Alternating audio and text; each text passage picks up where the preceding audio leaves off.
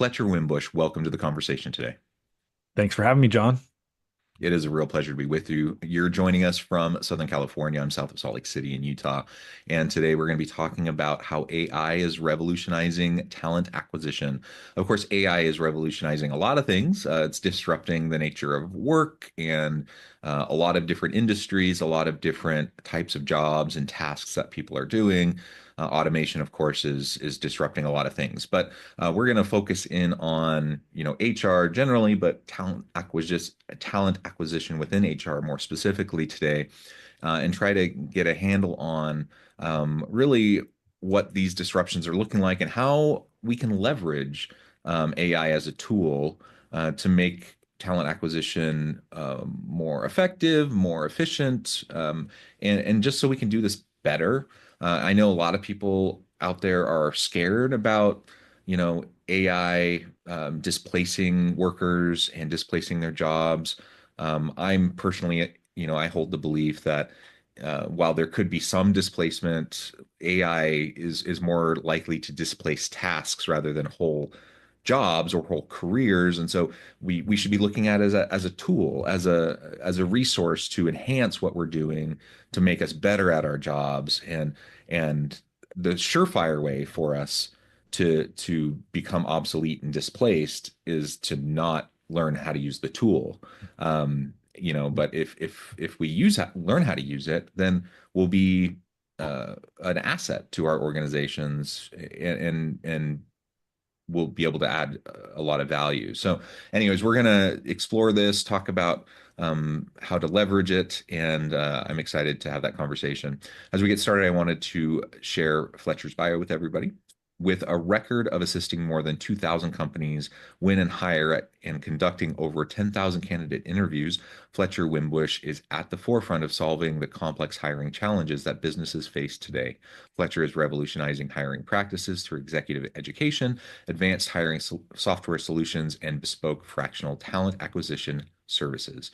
There's a whole lot more I could say, especially about your background, but I'm going to pause there, Fletcher. Anything you would like to highlight by way of your background or personal context before we dive on it? No, I think I I do what I love. This is the best job in the world. I've been passionate about talent acquisition and building teams and in the concept of who you invite to be on your team as being one of the most powerful drivers of business results.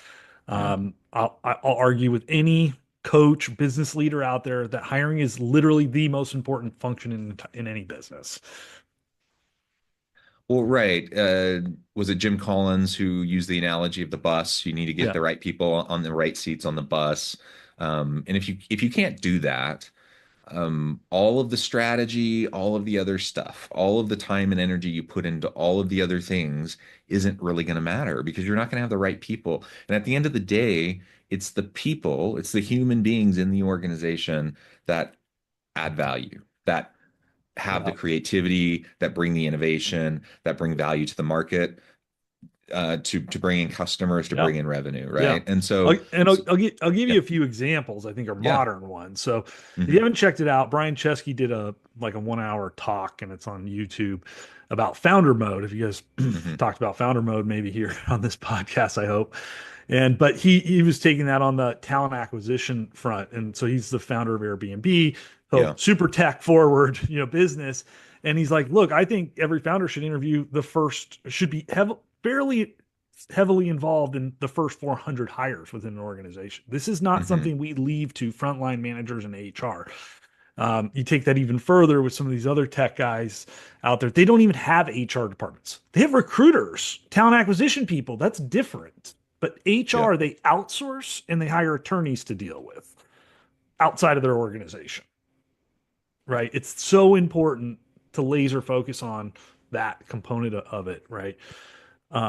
So yeah, I just wanted to kind of I want to the last thing I think you mentioned is, do you know how much they pay engineers at OpenAI, ChatGPT? You want I to just take a don't, probably wild a guess? lot. Take a wild guess. Take a wild guess.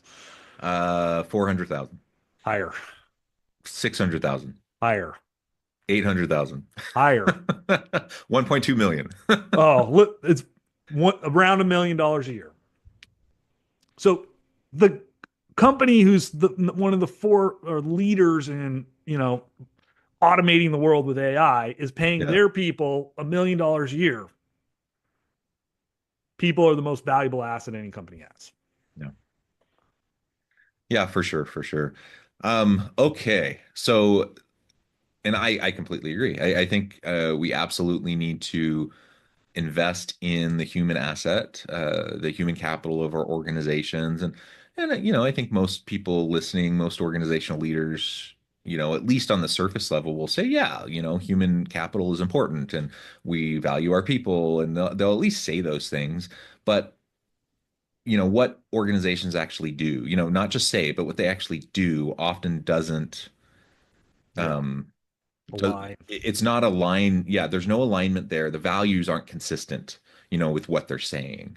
What their actions actually are consistent. And so, if all your budget is going other directions, if you have a below market, total compensation strategy, that's not in alignment with that value, right? Yeah. If you're constantly looking to squeeze every last ounce of productivity out of your employees, and you don't have pro-employee kind of policies and practices, and all these different things, then your values aren't in alignment with that, what we were just talking about. And so, I think a lot of people will say, yes, we're all about our people, but they're not. They're not, because the organization is not set up that way. And so we just really need to take a good hard look at what we're actually valuing. And that starts from the very beginning, crafting, job postings, going Well, out and recruiting, it bringing start people in. it starts before then, right? With like Culture Pulse, or Yeah. we have a couple great partners. Rippling is a good one, and they do a lot of employee surveys, and it's a lot about sentiment around there. You can think about ENPS scores, employer Yeah. net promoter scores, a really simple one, but it starts there, right? Like how do the people in your organization actually define your culture and be willing to like find out and hear the scary truth, right? Yeah. And that it all starts there, and you can't change these things overnight. You can't just flip a light switch and all of a sudden solve some of those problems, but you can look for the good, and you can then set aspirational goals, and that can be part of how you market or market your employer value proposition. It might be, hey, we are here, and here are the good things, and here are the challenging things, and here is what we've set out, and here are the steps we're going to take, and guess what, you get to be part of it. Hmm. We're hiring you to help us achieve these things. And that's exciting for A players, frankly. Like when I was a young leader, I think I was 26-ish. I can't remember now, so I'm getting old. But I was hired in to take over a branch for a large family-owned and operated commercial dish machine company. They have Mm. 2,000 employees, 100 business units, locations, operations. And I took over this branch in Orange County, and they were pretty forthcoming with me, like, this branch has been like in the bottom 10 percentile of all our Mm. business units for a long time. We've had a lot of turnover, the leadership hasn't been working well, this is just not working in a market that should be amazing for serving the hospitality industry. Plenty of Right. money here in Southern Orange County and lots of great successful restaurants. um, and I was intrigued by that. Like, I was like, bring it on, I want that challenge as a leader. And we turned it into one of the top three performing business units in the entire country. And 15 or 20 of those people that were on my team through my tenure are still there in various different leadership roles, including some of the top leadership roles in the organization 15, 16 years later. Yeah. Yeah. It's stories like that are really cool. And you mentioned something that I think is worth highlighting. Um, A players love that, right? They love that challenge. They love that kind of an environment. They love that kind of a culture, that opportunity. Um, C players don't, Yeah, right? They exactly. they That's they too get there. hard. It's hard. It's super uncomfortable, Yeah. and they will not stick around in that kind of an environment. And which is all the more reason why we want to identify and find the right people and bring in the right people. But it's also the opposite is also true. If you weren't able to turn that around, right, Yeah. you're not going to be able to attract and keep A players either, right? Yeah. Because Yeah. A players don't want to be there. They don't want to Yeah. be in that environment. So while you were brought in and you're able, you see that as a challenge and you're excited by it, um, and they were able to get you because of that, you're not able to like keep good people or attract new good people if you're not able to start to turn things To show some around. momentum and show Yeah. positive, yeah, direction there. And so I had very supportive leadership. So like as you mentioned before, this isn't just about we say this. They meant it. We're bringing you in to help solve this problem, but we're also going to surround you and give you all the resources and all the support. And they had, I had leaders in the organizations who did a great job of mentoring and helping and giving me grace Yeah. in that process because it was brutally hard, in the first Yeah. couple of years, and I made mistakes, and I think I had some HR conversations. They're like, "What are you doing, man?" But they could have just fired me on the spot, I suppose, right? This is like the football team, NFL team that fires their coach every couple of years because they didn't get to the playoffs, but they didn't give the guy a chance to keep building on the positive momentum because he made one mistake or something, right? Yeah. Yeah. So I think we've really established, how important this is, talent acquisition generally, right? So important. We need good people. We need the right people. And so this has always been an important function for any organization, and especially for startups, for scaling organizations, for innovative organizations. We it's just completely essential that we bring in great people. Um, we're in a day and an age of where we have I mean, the world is crazy. The world is complex. So so it's more important than ever that we have, good people who are agile, ready to adapt and take on the challenges around them.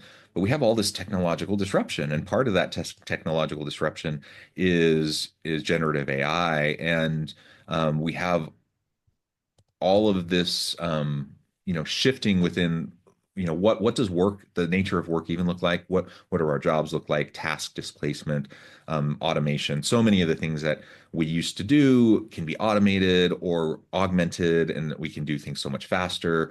um, where do you see AI coming in to help with the talent acquisition function, Yeah. to help us do it better, to help us be more productive, more efficient, and just, yeah, just better in Yeah. what we do? Well, I think in the next 10 years, some hiring activities will be completely automated by AI. Hmm. And I was having this conversation on LinkedIn this morning. Somebody asked, well, like, really? I was like, yeah, really.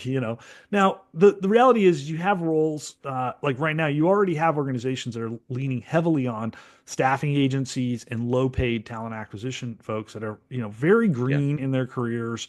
And you're really not all that, don't have a lot of expertise. They're really just kind of pushing paper, making like basic calls, just like, hey, are Yeah. you interested in the job? Will you come in? Can I schedule you an appointment? Here's some basic information. I'll send you a flyer or like a link to a page or a video, and then, asking maybe some scripted questions, hopefully asking some scripted questions, and then checking some boxes and then making a decision. So you have, and then you have frontline managers, the same thing. They're not really well trained or educated on best selection practices. They're just trying to do their job. They're just like, yes, you got a pulse. You're willing to do this. You seem nice. I don't dislike you.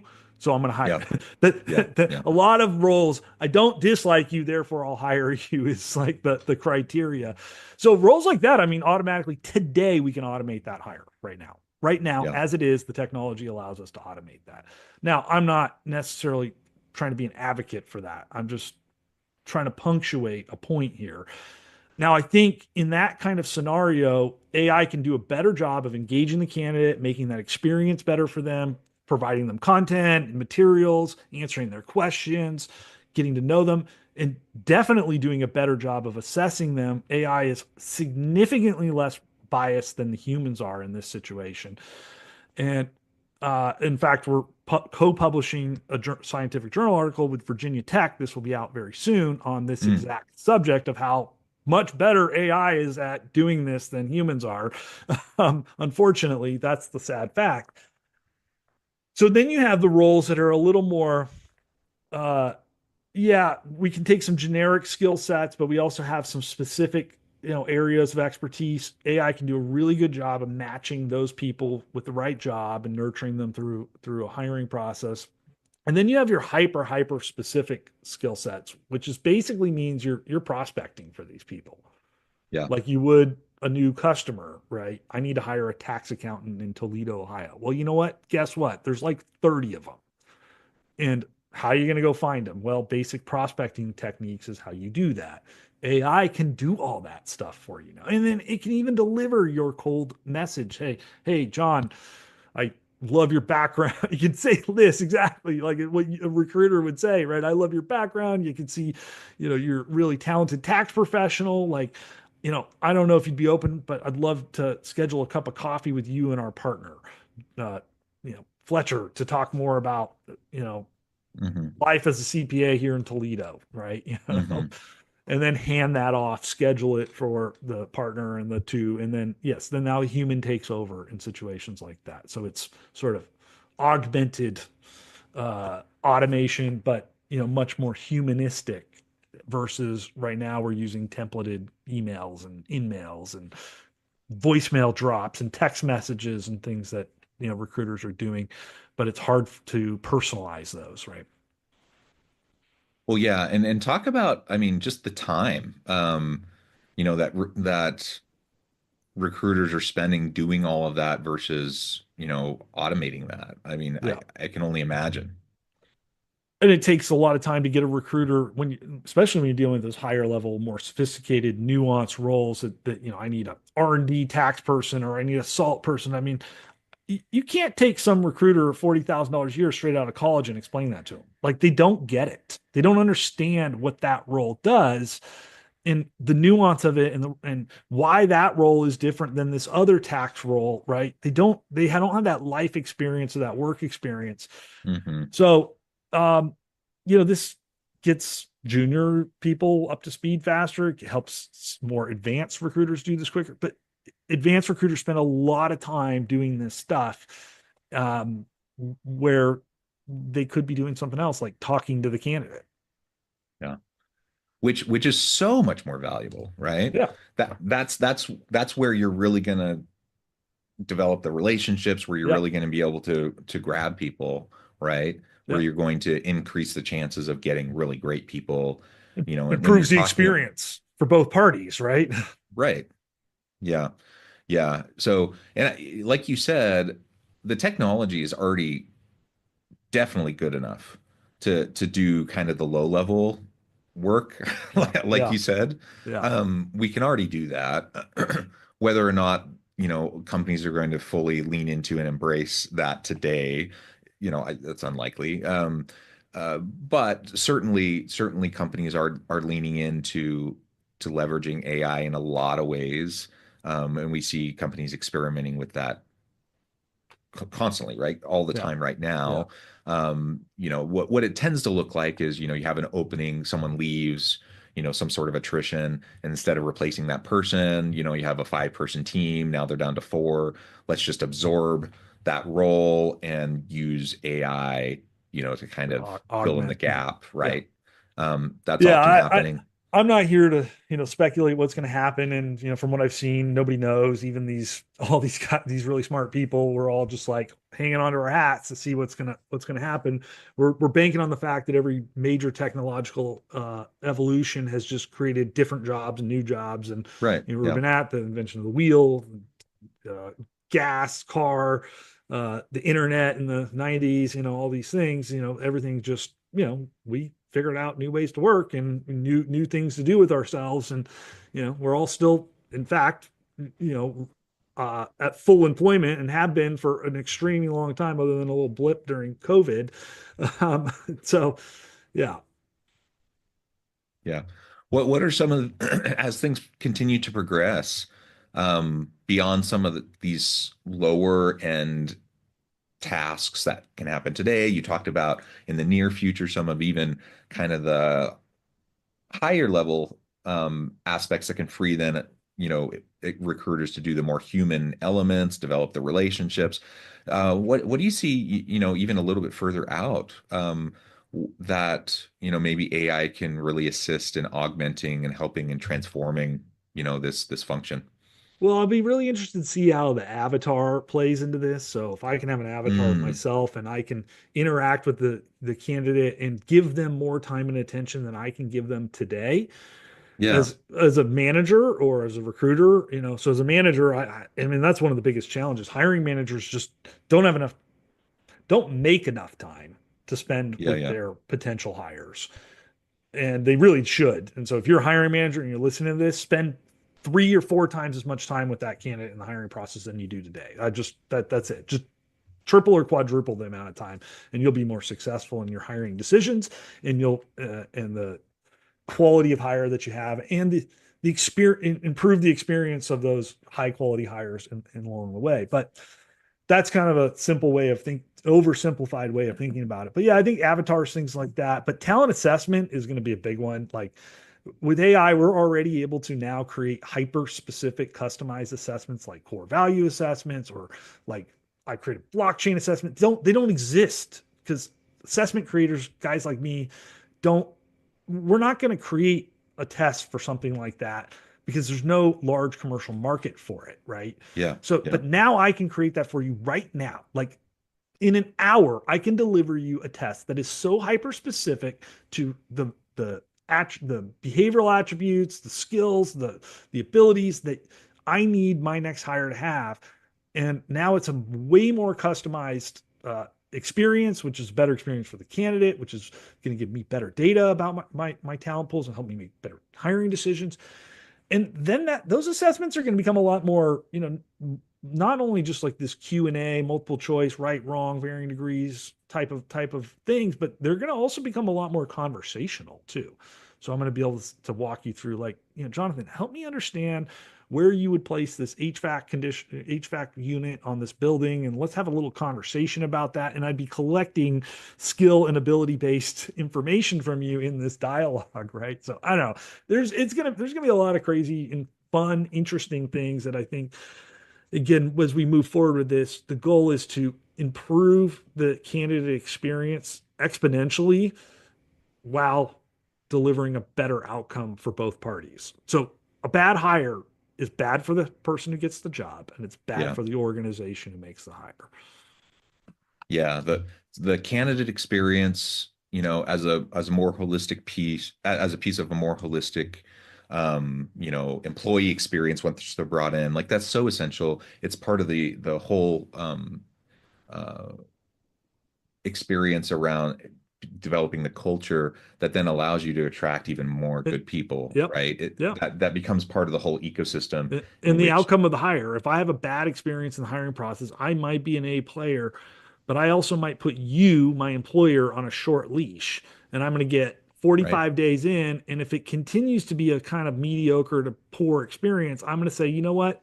I'm going to pull the cord on this for you, employer, because this is not going the way I want. And I just had this happen with a really talented tax professional. Yeah, she was like 90 days in, and she's like, I'm not doing this. I'm out. Right. Because And the, that the really company the really good people have is, choices. yeah, that company she just that hired them, and and she just left, is reeling. They're screwed. They are literally, like buried now. Yeah. Yeah. The really good people always have choices, Yeah. always, no matter how tight the market is. And they talk. They're going to talk to other people. They're going to share their experiences, and that's going to make it, either easier or harder to hire good people the next time around that you Yeah. have open Yep. positions. And so all of this Well, matters. employee referrals are the number one source of your best quality hires. So if you've created a culture of like hiring great people and making this a great place to work, people will be lining up at your door. This is true. It's a fact. There are endless numbers of examples of this. We've seen this in construction. We've seen this in manufacturing. We've seen this in professional services. So, if you do these things, you can achieve that. You can become the employer of choice where people are lined up, which that gives you the option to choose the best of the best, not the best of the worst, which is what unfortunately too many employers are doing these days. And so, it is not just an aspirational thing. If you are serious about this, you can achieve it. Yeah, yeah. Fletcher, thank you so much. This has just been a really great conversation. I know at the time and I need to let you Yeah. run, but before we wrap things up, I just wanted to give you a chance to share with the audience how they can connect with you and find out more about your work, and then give us the final word for today. Yeah. So I'm pretty easy to find. I was blessed with a very unique name, Fletcher Wimbush. You can Google me. I'll come up on I don't know, the first 20, 50 pages of Google. I'm easy to find on LinkedIn. That's where I hang out. So connect with me on LinkedIn, send me a note. Also, discovered.ai. So once again, discovered, your best new hire, and .ai. You can check out our hiring platform there, and you can reach out to us there. And then I'll leave you guys with our full hiring GPT, which will walk you through everything you need from writing job descriptions, job analysis, job advertisements, social media marketing, creating recruitment marketing videos, creating custom assessments, structured interview, candidate scorecards, onboarding, you name it, everything you need to be successful at hiring. That's a free tool that I'll leave with you. I'll leave with you guys with the fact-driven hiring system, a free 8-hour course. If you're an HR professional, you'll get continuing education credits for buying that, or getting it for free in this case. And lastly, Jonathan will give you guys, if you anybody in your world is interested in taking DISC assessments, will give you a tool that you can share that with, and maybe have a fun, cocktail party conversation around. Awesome. Awesome. Fletcher, thank you so much. It's just been a real pleasure. I encourage the audience to reach out, get connected, find out more about what Fletcher can do for you. Check out all the great resources. And as always, I hope everyone can stay healthy and safe, that you can find meaning and purpose at work each and every day. And I hope you all have a great week.